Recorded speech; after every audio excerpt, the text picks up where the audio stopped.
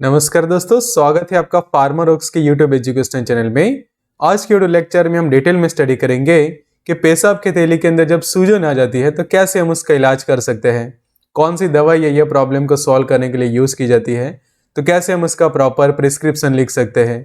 फिर यह प्रॉब्लम के सिम्टम्स वगैरह क्या होते हैं, जैसे कि यहाँ पे हम देख रहे हैं कि पेशाब के थैली के अंदर काफ़ी ज़्यादा आपको दर्द होता है, तो ये प्रॉब्लम को सॉल्व कैसे हम कर सकते हैं, कैसे ये कंडीशन को हम प्रॉपर ट्रीट कर सकते हैं, तो डिटेल में जानते हैं आज के लेक्चर में और सीखते हैं अलग अलग टॉपिक्स को। जैसे कि सबसे पहले हम कवर करेंगे कि बेसिक क्या है ये प्रॉब्लम का।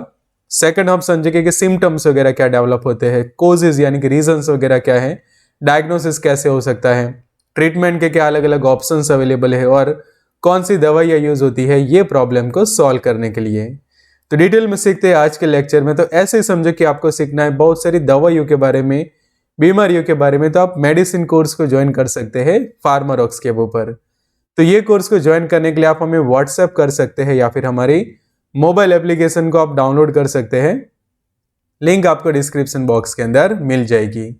तो अब आते हैं टॉपिक पे और समझते हैं कि पेशाब की थैली के अंदर सूजन आती है तो कैसे हम ये प्रॉब्लम को सॉल्व कर सकते हैं। तो सबसे पहले उसके बेसिक हम समझ लेते हैं। तो ये जो प्रॉब्लम है वो स्पेशली आपके यूरिनरी ब्लैडर के अंदर होता है, कि जिसको हम हिंदी में मूत्राशय कहते हैं या फिर पेशाब की थैली भी हम कहते हैं। और वहाँ पे क्या होता है कि सूजन हो जाती है और काफ़ी एक पेनफुल कंडीशन प्रोड्यूस होती है, कि जिसको मेडिकल टर्म्स के अंदर सिस्टाइटिस कहते हैं। तो यहाँ पे आप देख रहे हैं कि जो पेशाब की थैली होती है वहाँ पे जो वो सूजन आ जाती है, और सूजन होने के कारण बहुत सारे कॉम्प्लिकेशंस होते हैं। जैसे कि उसके हम सिम्टम्स हम देखें तो सबसे पहला जो सिम्टम होता है कि पेन होता है आपके यूरिनरी ब्लैडर के अंदर, कि जो पेशाब की थैली होती है वहाँ पे आपको काफ़ी ज़्यादा दर्द होता है। दूसरा सिम्टम हम देखें तो जब भी आप वहाँ पे टच करते हैं या फिर वो एरिया में आप टच करते हैं तो भी आपको जो वो दर्द महसूस होता है। तीसरा सिम्टम हम देखें तो इंटरकोर्स के दौरान भी आपको काफ़ी ज़्यादा दर्द होता है, उससे पहले या फिर उसके बाद भी ये प्रॉब्लम हो सकता है। फिर यूरिनेशन के दौरान आपको दर्द होता है, कि जब भी आप यूरिन पास करते तो उस वक्त आपको दर्द महसूस होता है। पांचवा सिम्टम हम देखें तो जब आप यूरिनेशन करते हैं तो उस वक्त आपको जलन महसूस होती है, या फिर यूरिन करने के बाद भी काफ़ी ज़्यादा आपको जो है वहाँ पे बर्निंग सेंसेशन जो है वो होने लगती है, कि जिसको हम कहते हैं कि पेशाब के दौरान या फिर पेशाब में जलन होती है। फिर नेक्स्ट सिम्टम हम देखें तो वो है कि आपके जो पैल्विक एरिया है या फिर जो लोअर एब्डोमेन का एरिया होता है वहाँ पे आपको जो है वो काफ़ी ज़्यादा दर्द होता है, अचानक से ऐसे क्रैम्प्स आते हैं दर्द के।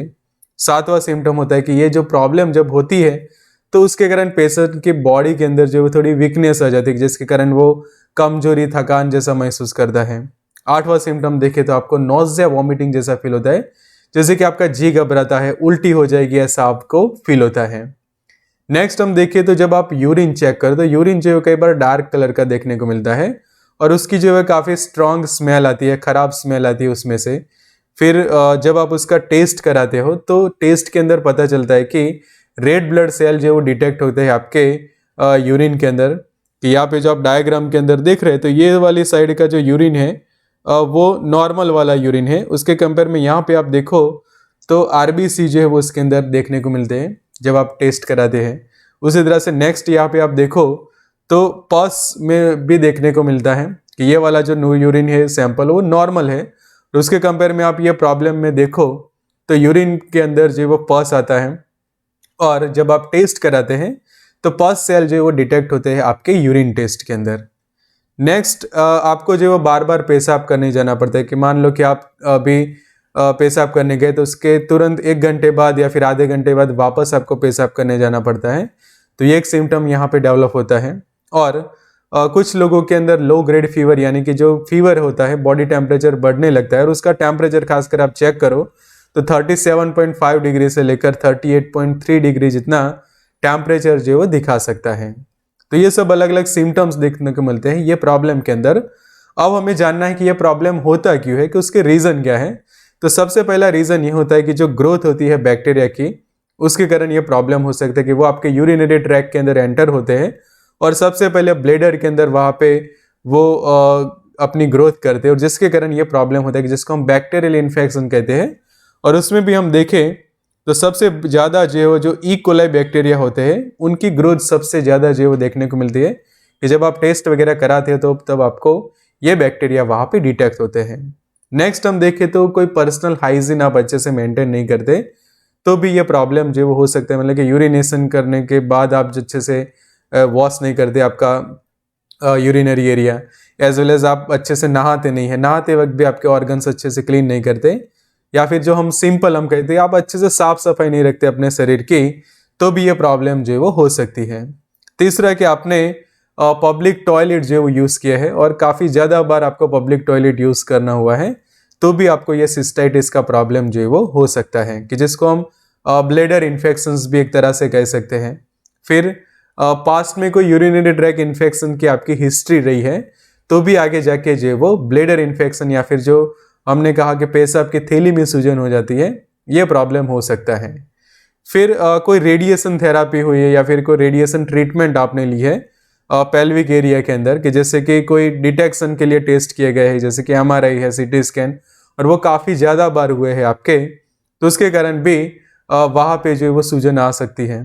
फिर कैथेटर जो होता है, कि स्पेशली हम सिंपल हम कहें तो जो पेशाब की नली लगाई जाती है, कि यहाँ पे जो आप देख रहे हैं कि ब्लेडर के अंदर ये नली लगाई जाती है पेशाब को कलेक्ट करने के लिए, तो उसके कारण भी ये प्रॉब्लम हो सकता है। फिर सातवां हम देखें तो डायबिटीज़ के जो पेशेंट होते हैं उनमें एक सिम्टम कई बार ये देखने को मिलता है कि उनको बार बार जो है वो यूरिन इन्फेक्शन होने लगता है, और उसमें ये सिस्टाइटिस भी हो सकती है जिसके अंदर ब्लेडर में सूजन आ जाती है और आपको काफ़ी ज़्यादा कॉम्प्लिकेशंस जो है वो होते हैं। फिर किडनी स्टोन के दौरान भी ये सिम्टम डेवलप होता है, कि जब आपका स्टोन यूरिनरी ट्रैक में पास होता है और जब वो ब्लेडर के अंदर आता है, तो ब्लेडर से आगे जब वो पास होता है तो उस वक्त जो है वो डैमेज करता है ब्लेडर को, और उसके कारण भी ये प्रॉब्लम हो सकती है। फिर अब जानना है कि हमें रीज़न कैसे हम फाइंड आउट कर सकते हैं कि ये जो सिस्टाइटिस का प्रॉब्लम है या फिर जो पेशाब की थैली के अंदर सूजन आ जाती है, उसका प्रॉपर रीज़न कैसे पता चले। तो सबसे पहले पेशेंट की मेडिकल हिस्ट्री चेक करनी चाहिए, कि जिसको हम पेशेंट काउंसलिंग कहते हैं। तो 10 से 15 मिनट प्रॉपर एक इफेक्टिव पेशेंट काउंसलिंग होना चाहिए, कि जिससे आपको पता चले कि उसके सिम्टम्स वगैरह क्या है, रीजंस वगैरह क्या है, वो आप उसको पूछ सकते हैं, उसकी हिस्ट्री चेक कर सकते हैं। फिर फिजिकल एग्जामिनेशन यहाँ पे करना जरूरी पड़ता है, कि जिससे आपको पता चले कि रीजंस क्या है इन्फेक्शन का। फिर साइन एंड सिम्टम बेस्ड भी डायग्नोसिस हो सकता है, कि जब आप उसका काउंसलिंग करते हैं और उसके सिम्टम्स वगैरह पूछते हैं तो उस वक्त पता चलता है कि किस कारण से ये प्रॉब्लम हुई है। फिर ब्लड एंड यूरिन टेस्ट यहाँ पे करना कंपलसरी जरूरी पड़ता है, because blood and urine test जब आप करते हैं तो उससे जो वो चेंजेस जो क्या हुए हैं वो आपको पता चलता है, कि जैसे पस सेल डिटेक्ट होते हैं, RBC डिटेक्ट होते हैं यूरिन के अंदर, और उससे एक डायग्नोसिस होता है। फिर आगे जाके आप अल्ट्रासाउंड स्कैन भी करवा सकते हैं, या फिर जो हम एक्सरे कहते हैं ब्लेडर का, वो भी करा सकते हैं, जिससे आपको पता चले कि वहाँ पे सूजन कितनी है और उसके अकॉर्डिंग टू मेडिकेशन जो आगे दी जा सकती है। और आखिर में कौन सी माइक्रो ऑर्गेनिज्म के कारण ये प्रॉब्लम हो रही है उसको जानने के लिए यूरिन कल्चर टेस्ट यहाँ पे कराना काफ़ी ज़रूरी पड़ता है,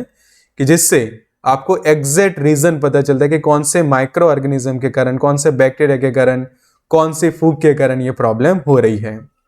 अब आगे बात करते हैं कि ट्रीटमेंट के ऑप्शंस की, कि कौन से अलग अलग ट्रीटमेंट ऑप्शंस अवेलेबल है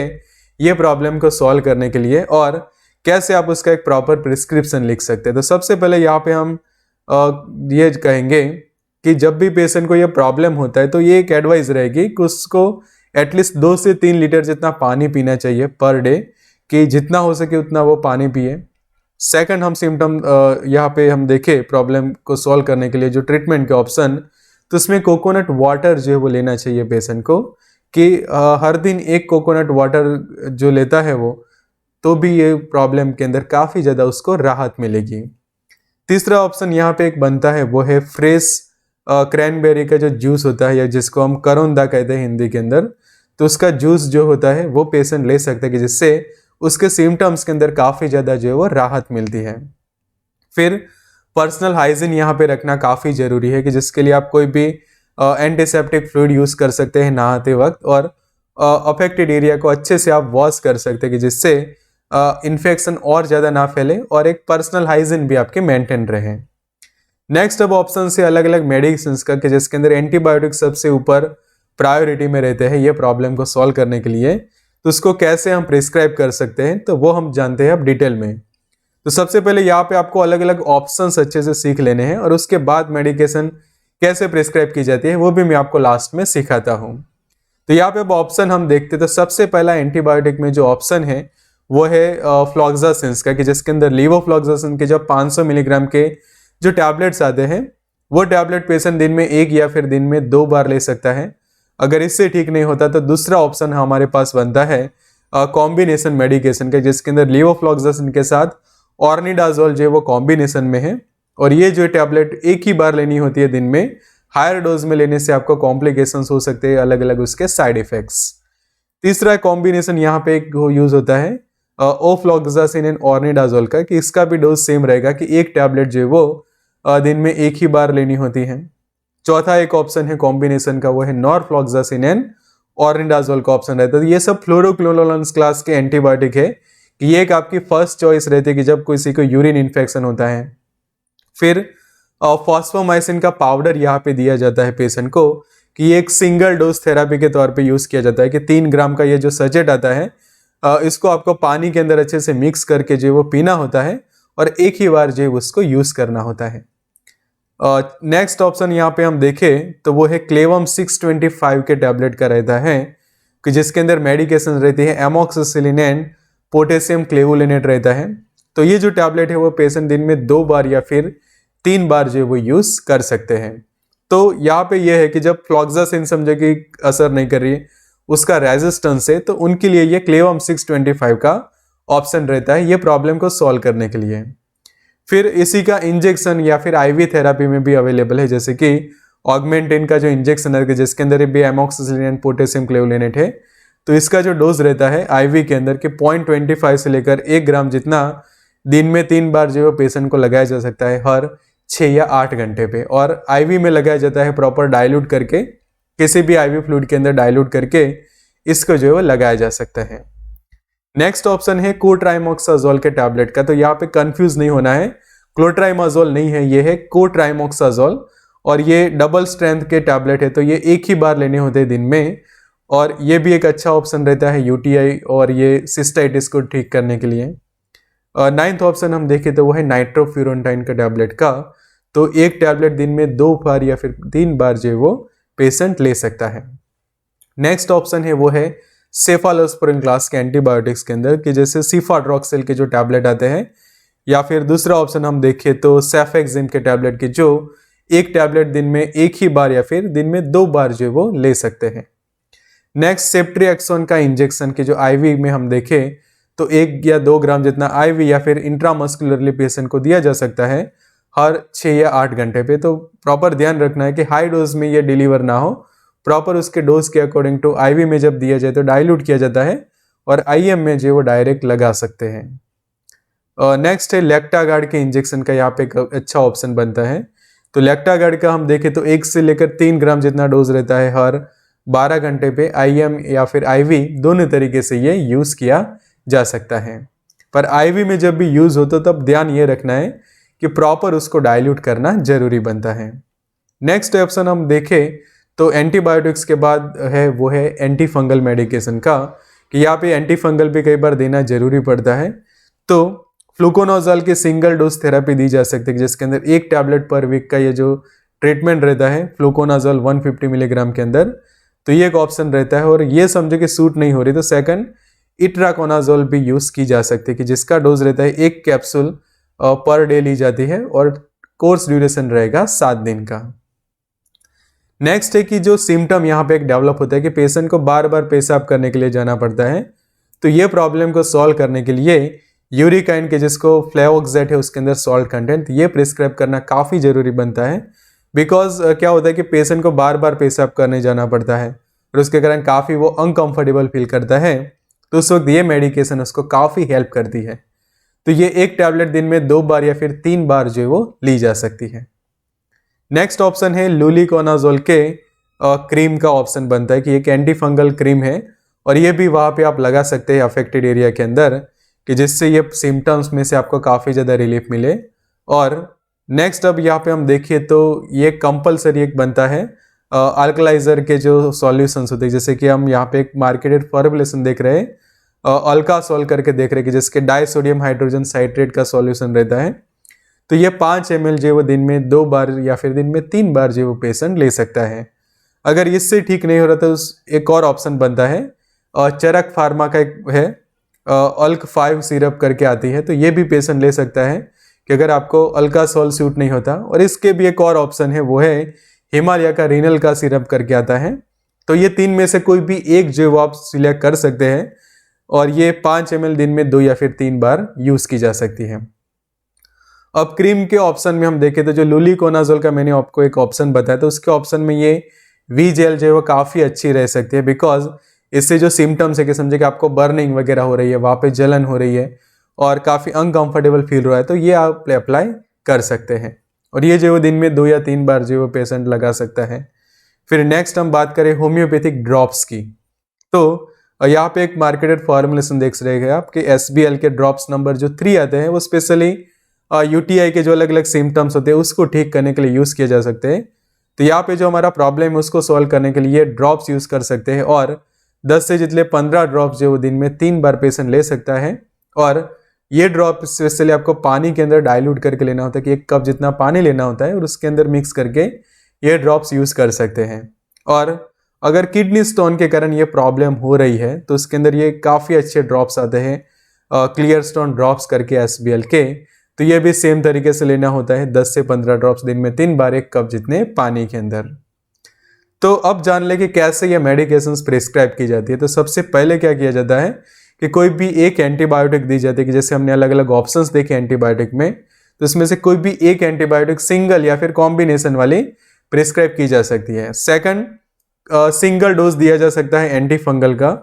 फिर तीसरा ऑप्शन है यहाँ पे कोई भी एक अल्कलाइजर आपको यहाँ पे प्रिस्क्राइब करना जरूरी बनता है कि जिससे जो सिम्टम्स है उसको हम कंट्रोल कर सकें। फिर फ्लेवोक्सेट के टैबलेट भी प्रिस्क्राइब करना जरूरी बनता है। कोई भी एक जेल यहाँ पे प्रिस्क्राइब करे। एंटासिड मेडिकेशन, बिकॉज ये जो एंटीबायोटिक ली जाती है जिससे एसिडिटी का प्रॉब्लम हो सकता है, तो ये प्रॉब्लम को सॉल्व करने के लिए एंटासिड भी साथ में प्रिस्क्रिप्शन में ऐड किया जा सकता है। और अगर पेशेंट को फीवर वगैरह होता है तो उसके लिए सिंपल पैरासीटामोल हम दे सकते हैं। और नेक्स्ट है होम्योपैथिक के जो ड्रॉप्स आते हैं कि जो हमने डिस्कस किया, तो इस तरह से प्रॉपर मेडिकेशंस को जो है वो प्रिस्क्राइब की जा सकती है। तो ये जो लेक्चर है उसको जरूर से आप अलग अलग व्हाट्सएप ग्रुप्स वगैरह में शेयर करें, और हम जो भी आपके कोई डिमांड वगैरह है वीडियोस बनाने की, उसके लिए आप कमेंट कर सकते हैं कमेंट बॉक्स के अंदर। तो ऐसे डिटेल में सीखना है तो आप मेडिसिन कोर्स को ज्वाइन कर सकते हैं फार्मारॉक्स के ऊपर। तो ये कोर्स को ज्वाइन करने के लिए आप हमें व्हाट्सएप कर सकते हैं या फिर हमारी मोबाइल एप्लीकेशन को आप डाउनलोड कर सकते हैं। लिंक आपको डिस्क्रिप्शन बॉक्स के अंदर मिल जाएगी। So good luck and all the best.